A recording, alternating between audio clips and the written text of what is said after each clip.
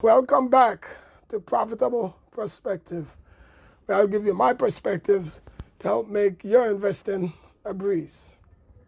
Now, the stock market, the three major indices, S&P 500, Dow Jones Industrial, and the NASDAQ, has made a massive V-shaped recovery since our low in late March.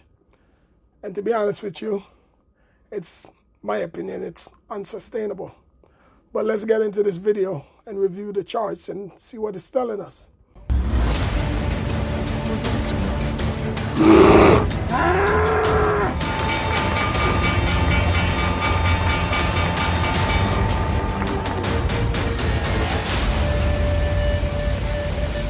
Welcome again to Profitable Perspective, where I give you the perspectives to make investing a breeze. Now, in today's video, I will be discussing and talking about reading and understanding charts, because in my opinion, your charts is your leading indicators. Your charts says more about your stock than any press release. If the chart is reading overbought, overextended, I don't care what the news is, your stock ain't gonna go anywhere. If it does go up, it'll run into a resistance and pretty much fall back. Okay?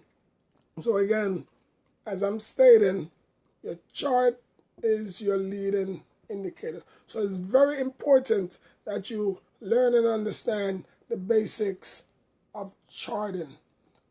Every stock, every benchmark, whether it's the S&P 500, Dow Jones, or the NASDAQ, they all formulate a chart pattern that you as an investor need to learn, need to understand, so you could get a better understanding where the stock is going, short term or long term. So with that, let's get into it. Right now, I'm on the TD Ameritrade platform. This is the home page, and from the home page, I'm looking at the three major indices. You have the S&P 500, the Dow Jones Industrial, and the NASDAQ Composite. These are the three major benchmark indices that controls and runs the stock market. Now, I'm going to choose the S&P 500 to study the chart and let you understand certain things that are happening, whether the benchmark itself is overbought or oversold, and what you should do with the information I'm going to pass on. Because keep in mind, if the S&P 500 is falling, more than likely your stock, the individual stocks, are going to fall as well. Because the S&P 500 simply means the 500 largest companies that makes up the stock market. Okay? And if there's 500 largest companies based on market cap, the size, the worth of the companies. Okay, so if they're coming down, if they're falling, there's a very good chance the after effect is going to affect the effect of those companies coming down is going to affect the investment that you have in whatever company you have it in. Okay, so for now I'm going to go with the S&P 500, and I'm going to click on that, and it's going to take me into the charts, and I will begin by letting you see what we have here. Now this is going to get deep and it's going to get in depth, but it's not difficult to understand. For now, we have, as you see on the top of the page, there's three lines, there's three colors here. You have the green, the middle is a blue, and then you have a dark green. Now EMA simply means exponential moving averages. Okay? And before I even get into that, I want you to see the default chart setting on top there, where you have the option of creating your own setup. And from your setup, you'll better understand. So I'm going to drop this window for you to see the chart style. The style that you see there is a line chart, linear line chart. So basically, with the lines going up and down. It's not a mountain, it's not a dot chart, it's a line, basically zigzagging. Okay, so those are the two options that are checked from this window. So that's what you're looking at. The other option is you have upper indicator, and the options I have listed is the EMA. You have your SMA, EMA, moving average, okay? And then the other one is your lower indicators, with the options that I have checked here is the MACD and your RSI.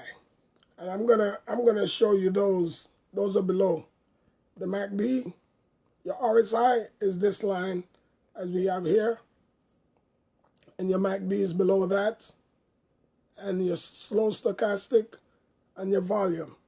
Okay, so those are the options I have checking this box here as my lower indicator, slow stochastic and volume. Okay, now there's nothing checked here in the option as far as dividends. Those weren't pertinent. Those weren't important as far as I'm concerned. So I didn't check any of those there. Okay, and then from there,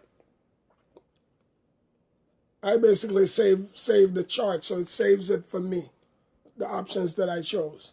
And when in each one of those options you click on, it would ask you to type in a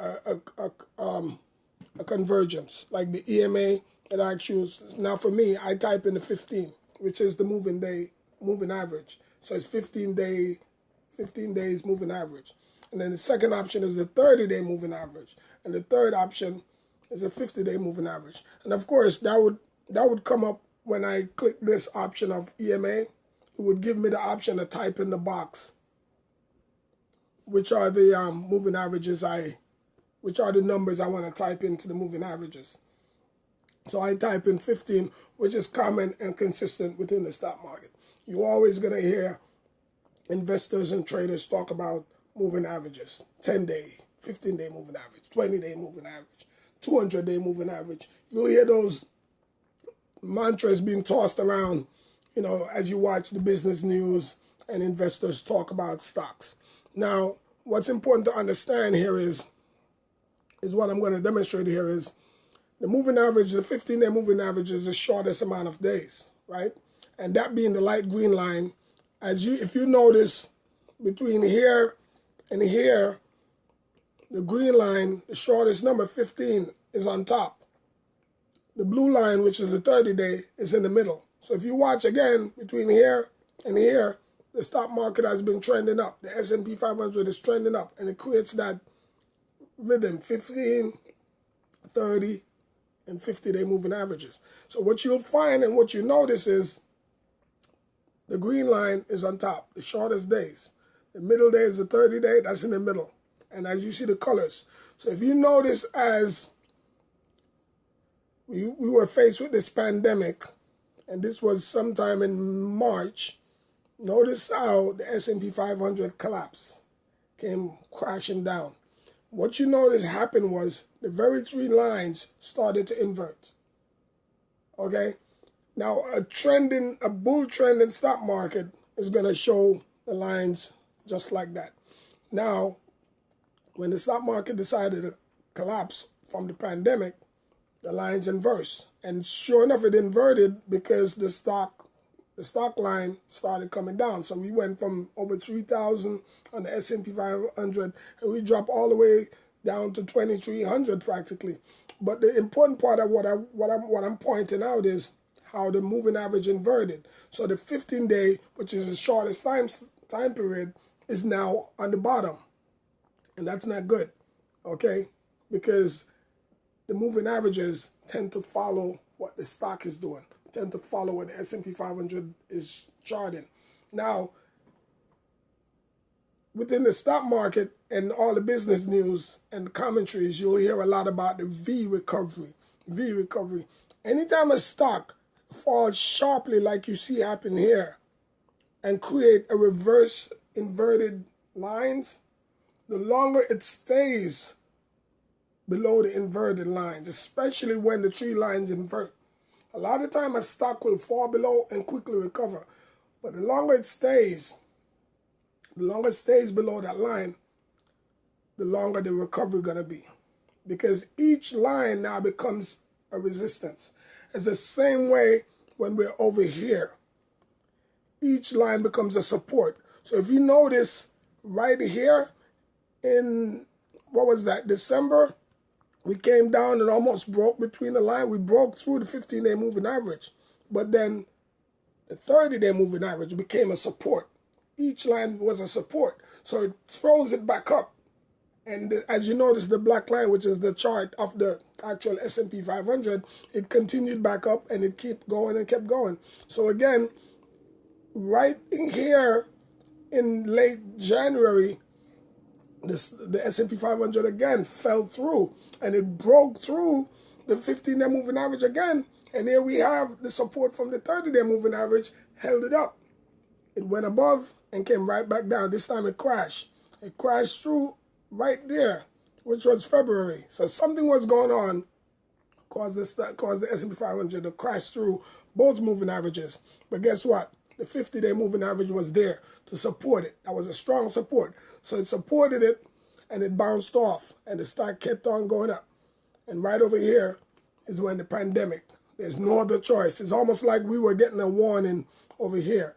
And within that warning, we had no other choice. It crashed and fell through both moving average with a fiercefulness. Because as you can see with the straight line, how it came straight down, literally with no letting up. And immediately the 15-day moving average followed. Okay? The 30-day moving average followed. The 50-day moving average followed, which is what they're supposed to do. Okay? So what happens now, as they follow suit, they now become resistance. They now become a resistance as they follow suit. So as you notice, right here, it tried to break through that 15-day moving average, and it had a hard time. That moving average was like a brick wall. So the S&P 500 literally turned back and kept on crashing. Every time it made a move up, it became a resistance, that moving average. So here we are again in late March when we made one strong attempt. And I bet you the volume was very strong on that day, where it literally shot up through that 15-day moving average. But the thing about it couldn't hold it. It tried, but it couldn't. It came right back down. And it made one more attempt. It broke through, and again, the volume, which is such an important factor with trading, with investing rather. Trading, investing, either one, it works the same. And it went up again to try to penetrate, and this time it went through and broke the 50-day moving average. Now, actually, that's the 30-day moving average. It broke through, and it went up. And as you can see, the zigzag of the line is basically telling you what I'm speaking of. The resistance each line becomes. Volume is key to breaking through the moving averages. You got to look at the moving averages like a wall. You're only going to need a bigger sledgehammer to break through that wall, the stronger that wall is. And that's what volume is. Volume is like that sledgehammer. You're swinging that sledgehammer. The bigger the sledgehammer, the stronger the pound that's going to break through that moving average. So that's what we have going on with the, as you can see with the S&P 500. So we finally broke through right here, but we couldn't hold it. We came back down, but the good thing is that very same 30-day moving average became support. But what's important to see is, as we talk about a V recovery, that's exactly what they're talking about. As we go from here to here, it's the shape of a V, okay? And now what's key and important is, notice as the stock, as the S&P 500 started to recover, so does the moving average is now starting to invert back into its normal bullish state of mind. So that's what's going on, as we've been noticing over the past 3-4 months. It's been a strong recovery, unbelievable recovery from here to here. It's an unbelievable, you're looking at 2.5 months of a strong, actually 3 months of strong recovery that has taken place. And if you notice between here and here, how the moving average has now re-inverted back. So now they're back into their normal state of your 15-day moving average, 30-day moving averages and 50-day moving average in their normal state as they should be, lined up smallest to the largest. Okay, now what we have going on here now keep in mind, we're looking at June 26th, and we broke through on the 25th. We broke through again. We broke through that 15-day moving average, and it's not good. But the good thing about it is the 30-day moving average became support. As you can see, twice. It did it here, and it did it again on the 24th of June. The 30-day moving average became a support, and it held up. Now, while that being said, and that being a good thing, we're still sitting below. We're kind of trapped now between the 30 and 15-day moving average. We need to either break through that 15 and go back above, or fall through. One of two things is going to happen. Okay? Now, that's left to be seen. But we're going to move to the second layer of the chart here, which is the relative strength. And that may give us more clue as to what's going on. Now, the relative strength, as you could see, is broken down into two areas. If you notice, it says overbought and oversold. Okay? It's just one line. Okay? Overbought, oversold. It oscillates. Okay? You're either on the top, overbought, or on the bottom, oversold.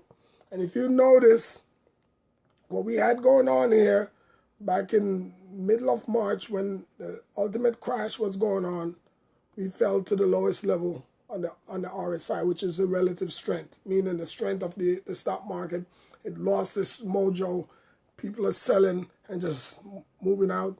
Okay, actually the worst part of it was actually right here with the relative strength. Okay, and then you see slowly, this is an indicator that people are starting to bring their money back in, because that's where the determination is. Okay, confidence is coming back. People are coming back with their money to invest. Okay, and then as you notice, it's all connected basically.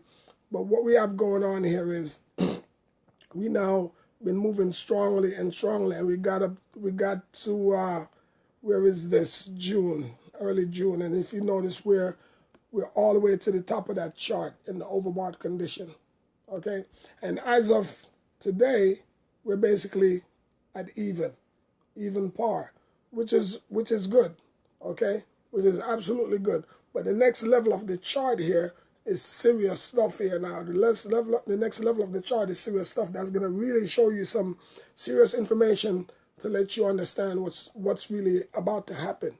Okay, now your MACD simply means moving average, convergence, divergence. Okay, now you have your green, your orange, and your blue. Now the green and the orange line, again, the green line must always be on top. When it's trending down, as you could see over here, that's it goes all the way back into March when the stock market was crashing. The green line was on the bottom. So again, if you notice, we were trending in overbought condition, which is the same thing. It's the top of the chart is overbought, and if you go all the way here, we've been trending. The stock market has been trending up, and if you go all the way here, you'll see where we've been trending in overbought condition. So we've been holding that for a long time. And then here comes February, late February into March. What do you notice happened? Okay, just when we crash, so was this MACD. Now what the MACD is a long-term indicator, 6 months to a year indicator of what is about to happen or what is already happening. Okay, so you can look at this MACD and look at March and see where we hit the bottom, literally overbought, oversold condition with the middle of March, and this chart sitting at the bottom. So you could use this as a judge. You could look at this MACD and say, oh my God, time to buy. There's no need for selling. Let me get in and buy up some stocks cheap. Let me get in and buy up shares cheap, because there's no other direction this could go. It's literally sitting at the bottom. Okay. And the blue divergence, as you can see, is simply the bulge that's sitting at the linear line. That's the bulge. The stronger the bulge, the stronger the intensity of the sell-off. The same way the bulge is on the other side of on the top side of that linear line that goes on horizontal. That bulge, almost like a mountain, that's the sign of the aggressiveness of investors buying in.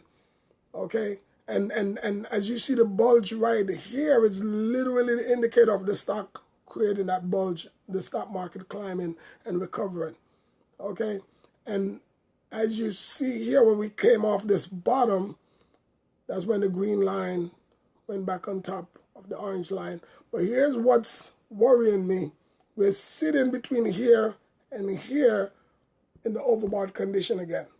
And again, keep in mind, this is a long-term indicator. That's what the MACD is, a long-term indicator. So we've been sitting, what is this, almost 3 months in overbought condition. 2 months. We've been sitting in overbought conditions. Okay? You're talking about between May and now we're finishing up in June. We're literally in overbought condition. So if I was to make a guesstimate, I would say this S&P 500 is truly overbought. And trust me when I tell you, the Dow Jones and the NASDAQ is showing the same looking pattern, chart patterns. Okay? So we're truly in overbought condition, and it's a matter of time. It's a matter of time before we create another a divergence where it crashes down or at least sell off a little bit. Okay? Now the next chart below is the slow stochastic.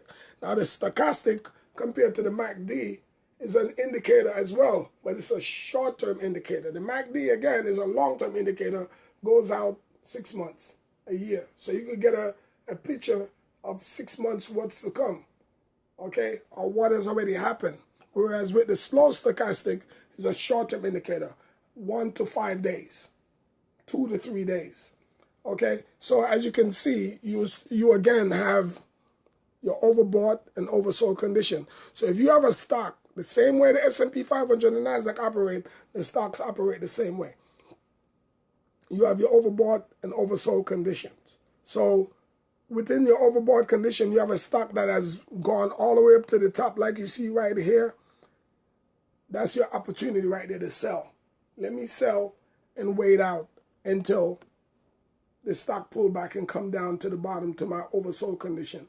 Okay, so basically that's your 1 to 2 day chart. If you notice between here and here, we have never went all the way to the bottom of that chart, which is a good thing. Okay, and that's one of the hardest things to time. So you may sell when the stochastic is sitting on the top there and telling yourself, oh, let me wait. It's gonna come down to the bottom over here, and it just never did. It turned around. So there's certain things you would look for, as I'll discuss in another video, to give you signs as to what's going to happen next, and so on and so forth. So again, as I move all the way to June 24th, where this chart ended, you'll see we're trending down with the stochastic. Now we could reverse at any point, but I'm still concerned with the MACD. Now we could reverse with the slow stochastic and go back up, and we look strong with the stock market as if the S&P 500 is really making a run. But keep in mind that resistance there with the 15-day moving average is still holding it down. So the thing we need now is volume, and that is the final chart, the final bracket of this chart. If you look at the volume where it says volume, this is the final chart, and it's showing you volume. Notice the trend here now. The volume has been consistent,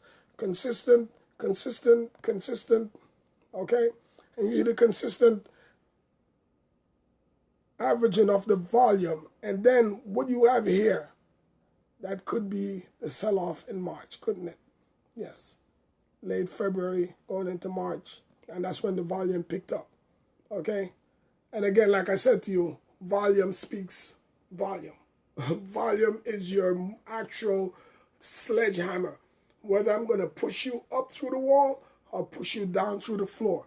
And that's exactly what happened with the volume pushing the stock market through the floor. And volume is key. And it's the same thing. If you notice the volume, how heavy the volume is, and the volume continued with the trend of the stock market making that V. Okay? which is very important. So we've been having pretty decent volume. When you look at the comparison over here on average, and you look at the comparison here on average over the past 4 or 5 months, we've been doing very good volume carrying us. Now the key thing is whether or not it will continue. And I say it should. We're still struggling with the pandemic, and volatility is key, is very strong in the stock market right now. But for the most part, the MACD is what's the key to me right now. It's telling me, regardless of the slow stochastic, which is a short-term indicator, the long-term indicator is your MACD, and it's speaking volume. It's telling me right now the stock market is overbought. The S&P 500 needs to come down, and when I see the reversal happens, where it may not, it really doesn't have to fall to the bottom of the MACD chart. It really doesn't have to, but we need to come off that top. Right now, we're truly and seriously in overbought condition, and it's telling me a sell-off is imminent. A sell-off is imminent as of June 25th. Okay, and it's just a matter of time. So we will wait and see, and that's my breakdown of reading and understanding charts. If you got any quality information from this video, please hit the thumbs up, please subscribe, comment in the below, and share to someone to inform them and give them knowledge of what I just exposed here. Thanks. You have a good day.